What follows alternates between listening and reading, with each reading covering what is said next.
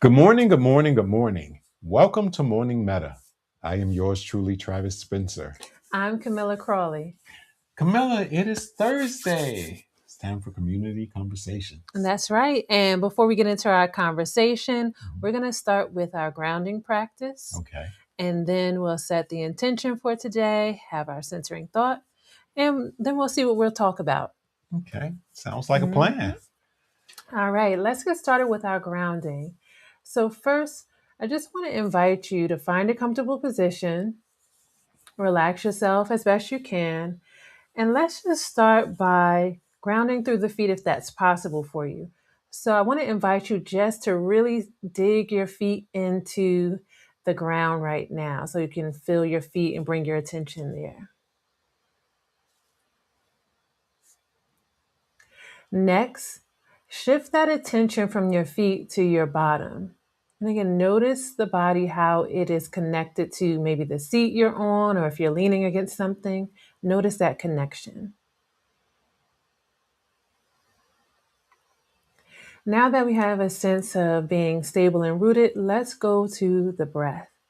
We're going to take 3 deep inhales and exhales. But when we inhale through the nose, we're going to hold and lock that breath by bringing the chin down to the chest, tucking it. Then as we exhale, we're going to bring the head and the chin back up to center. So let's do that together.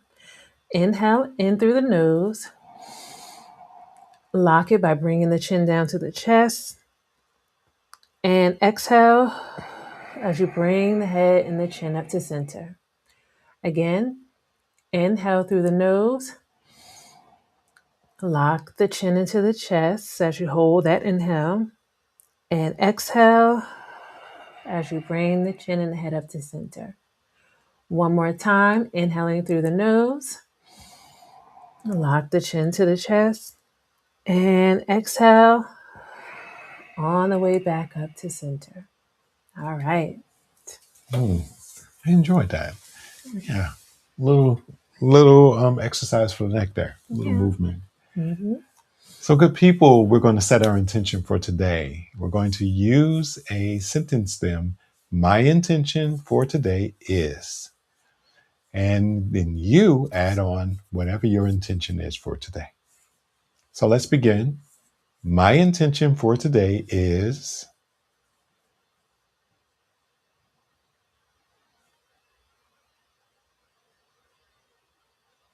All right.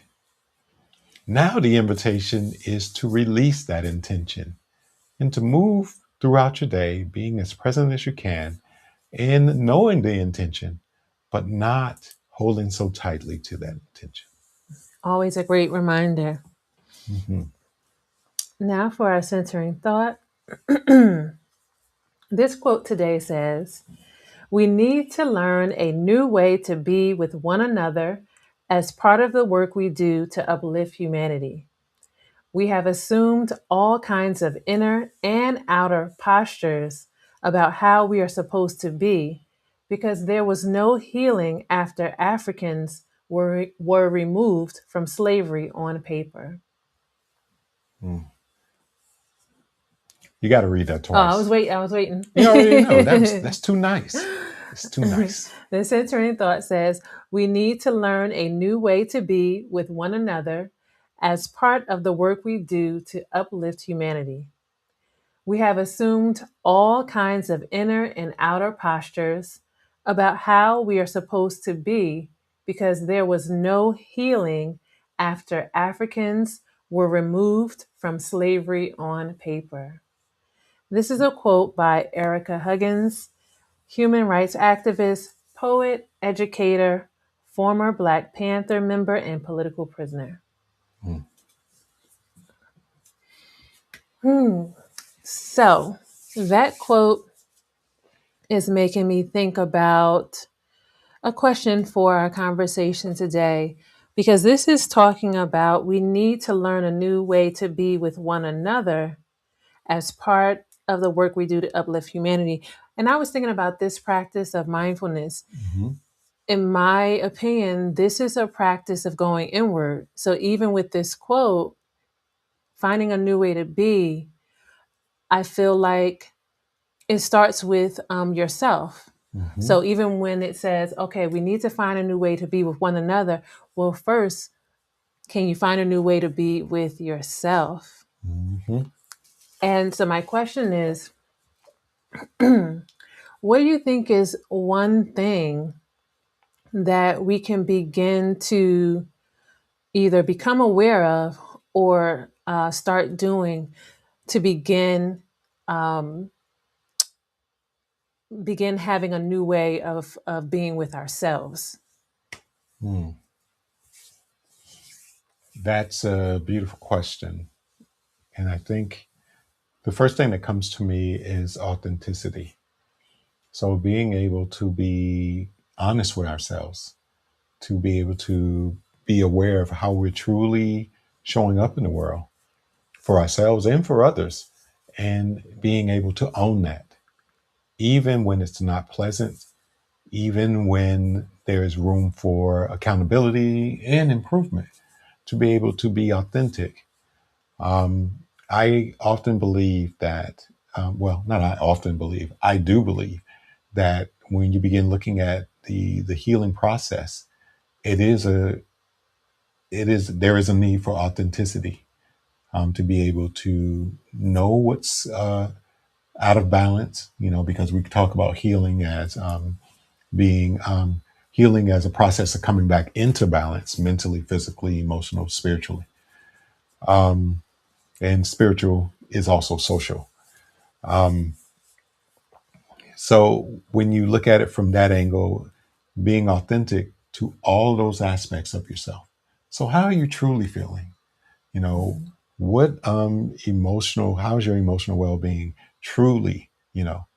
Are you bypassing? You know, um, when you begin looking at the physical body, are you taking care of yourself, truly taking care of yourself, eating properly, exercising, getting enough sleep? All of those things are really connecting back to authenticity, being authentic with yourself. And I have to talk from my own personal self, as it relates to, say, physical, where I may overexert myself doing more than I need to do, because I'm chasing a goal that, um, in the grand scheme of things, isn't right or healthy for me. So when you begin looking at being authentic with yourself, then that connects you back to being able to show up for others authentically, and to that point of the quote, we haven't healed from slavery, so we're passing down um, a lot of maladaptive behaviors, thought patterns, and things like that, and we think that is truth, but it truly isn't. It is us perpetuating the oppression that we've endured.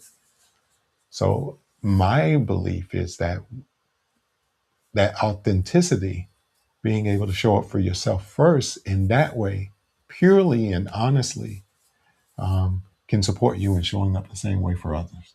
And also building communities that's built on that authenticity, meaning that, yeah, we're in community together. I'm gonna get on your nerves.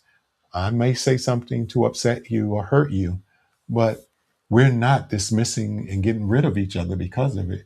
What we're doing is holding each other accountable and finding ways to make amends, finding ways to continue to be in community, setting the appropriate boundaries and things like that. But all of that speaks to authenticity as well. So I don't know if I answered the question. I feel like I did, but that's what's coming up for me. Yeah, yeah. You answered the question because I asked about what's one thing to become aware of or do to first start with finding a new way to be with yourself. Mm-hmm. And I agree with what you said. What came to me is thinking about my own personal experience and then a lot of the guests that we've had on community conversations where they speak to the fact that this practice of going inward, it starts with awareness. So for Mm-hmm. me, when we talk about finding a new way to be in relationship with ourselves, that's Mm-hmm. always the first piece. And you spoke about that already. Being aware of, what are you thinking? What are you putting into your body? Mm-hmm. Um, how are you treating yourself physically, spiritually, in terms of your relationships? So I would say one thing is to just start to really assess Mm-hmm. what some people may call those dimensions of wellness. Mm-hmm. Start to assess those different areas and see what's going on. You don't have to jump in there and start thinking like, okay, I got to fix that. But the first thing is just notice. Mm-hmm. When I look in that dimension of mental health, what's going on there? What are the thoughts I'm saying to myself? Are they negative? Are they positive? So forth and so on. Same thing with your physical health. Am I exercising? Am I doing things to support that? Your emotional self, am I allowing things to come up and be, and so forth and so on? So Mm-hmm. that's the assessment piece that came to me. And also, when you were talking about authenticity, I was thinking about how even something like that can appear to be very challenging for people, especially when we're in a society that conditions us to perform Mm-hmm. and conditions us to believe that we have to be something, either um, something that is beyond who we are or the opposite of who we are, to Mm-hmm. actually be valuable and successful. So the other part that came up for me is when you decide that you're going to be in relationship with yourself in a new way, a more healthy and positive way. I believe that also allowing yourself to grieve can very well be necessary. So again, I'm thinking about my own experience and a lot of the guests that we've had talk about, when they came to this moment of realizing like, oh, I need to do things differently, or maybe I need to pay attention to things I haven't. There's like a grieving process involved in that as Mm-hmm. well, because we can become very attached to all of those things, believing and thinking that's who we are. Like we start Mm-hmm. identifying it, like, okay, those thoughts, the way I used Yes. to do this, how I used to be.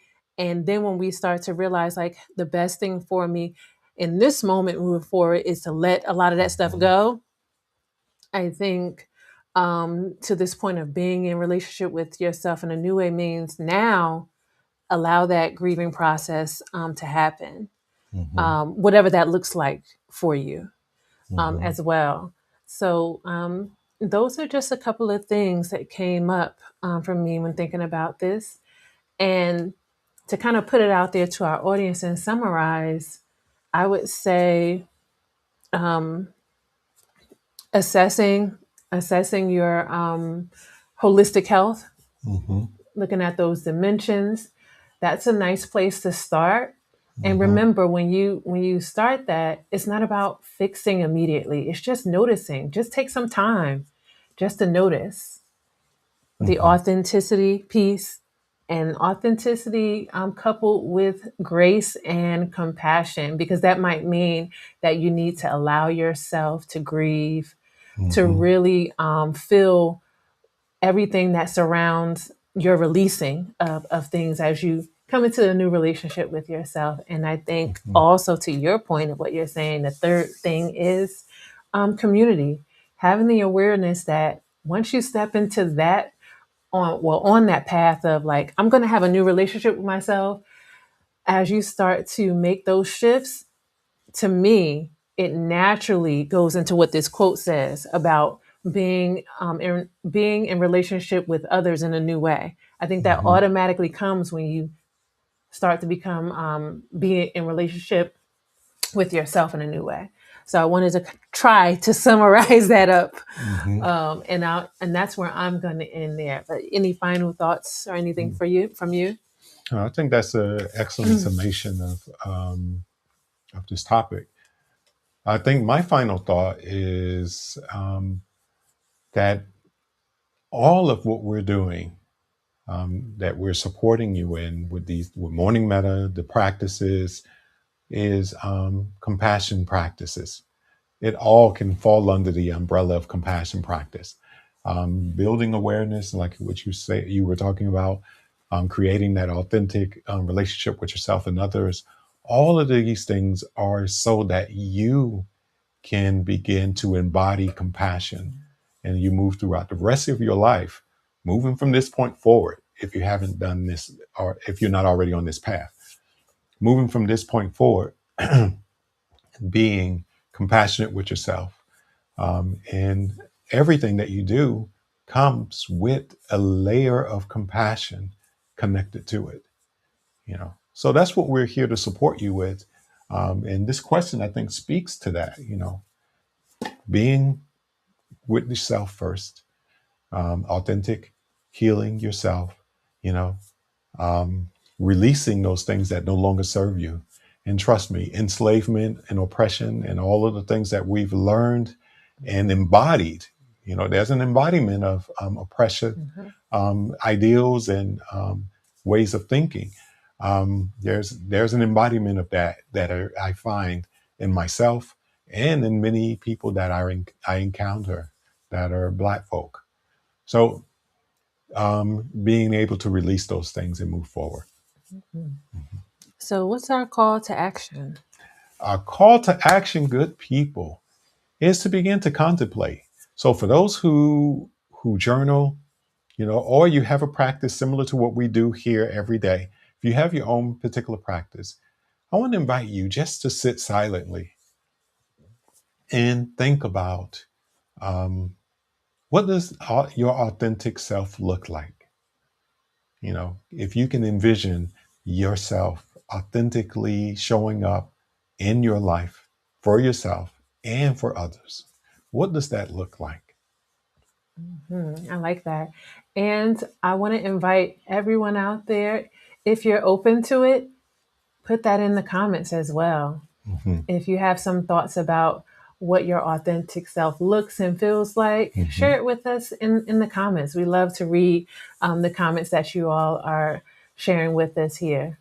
All right. I like that conversation. Okay. Yeah.